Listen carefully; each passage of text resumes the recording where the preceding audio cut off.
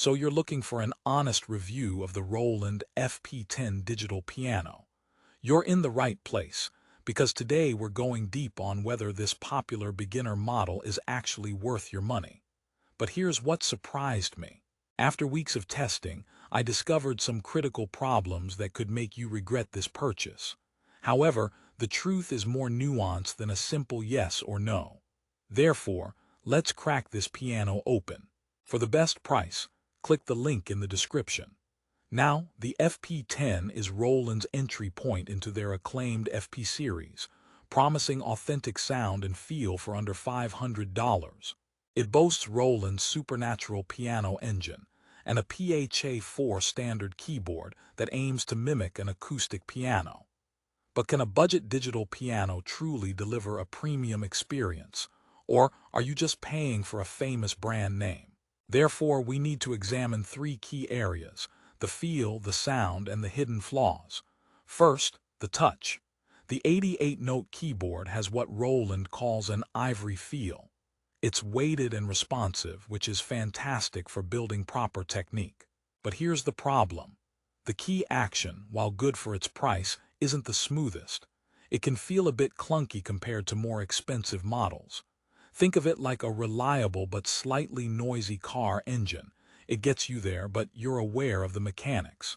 Therefore, if you're a complete beginner, you'll likely be thrilled. However, if you're an experienced player using this as a second piano, you might notice the limitations. It's like training for a marathon on a treadmill that occasionally stutters. But that's just the keys. Therefore, let's talk about the sound. Roland's supernatural technology is renowned. The tones through the onboard speakers are rich and evocative.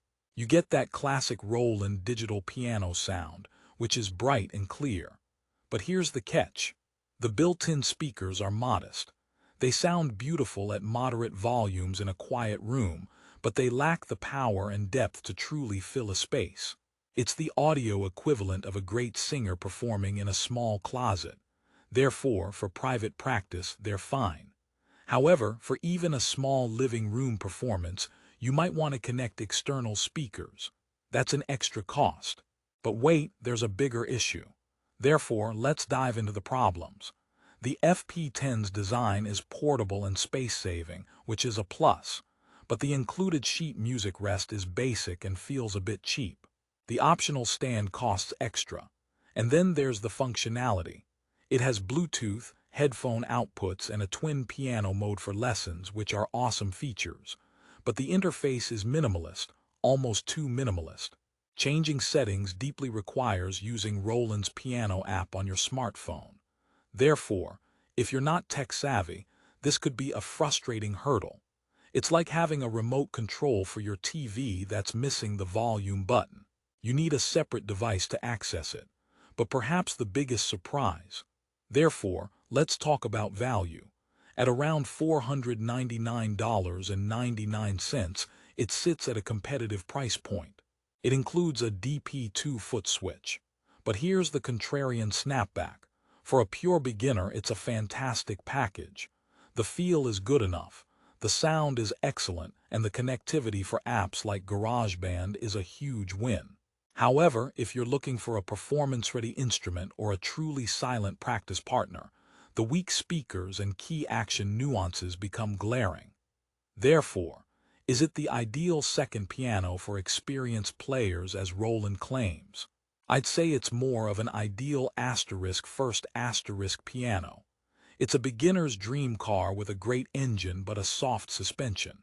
Speaking of dreams, let's address the elephant in the room, or rather, the piano in the spare room. You buy this to practice without disturbing others, thanks to the headphone output. But playing silently means you're alone with your mistakes, which is a blessing and a curse. It's like having a conversation with a mirror that only critiques your posture.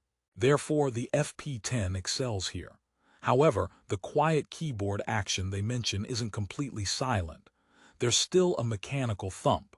Your family might not hear the music, but they'll hear the tapping.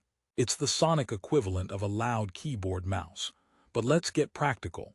Therefore, how does it stack up against the competition? The FP10's strengths are its sound engine and brand reputation.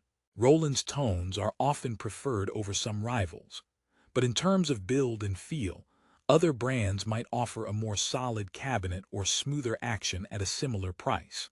Therefore, it becomes a choice between superior sound and superior touch. You're choosing between a great voice and a great body, which is a dilemma I also face at the gym. So, after all this, should you buy the Roland FP10? The answer isn't simple, but here's my final take. Therefore, if you are a beginner or a student looking for a reliable, feature-rich digital piano to start your journey, the FP10 is a compelling buy. The problems, the speaker power, the basic interface, the key action texture, are minor in the context of learning. It's a superb practice tool. However, if you are an intermediate or advanced player seeking a secondary instrument for serious practice or performance, you might want to look at the next model up. The FP10's limitations will become apparent faster. It's like using a training bike for a professional cyclist. It works, but it's not the tool for the race. Therefore, consider your level and needs. But for most people starting out, this piano offers incredible value. It brings renowned Roland sound into an affordable package, and the connectivity for lessons and recording is a future-proof bonus. It's the beginner piano that doesn't feel like a toy. It feels like an instrument, albeit with some budget-conscious compromises. So, don't buy the Roland FP10 if you expect flawless, high-end performance. But do buy the Roland FP10 if you want a seriously good start into the world of digital pianos. It's the honest first step on a musical journey. For the best price on Amazon, check the link in the description below. Happy playing!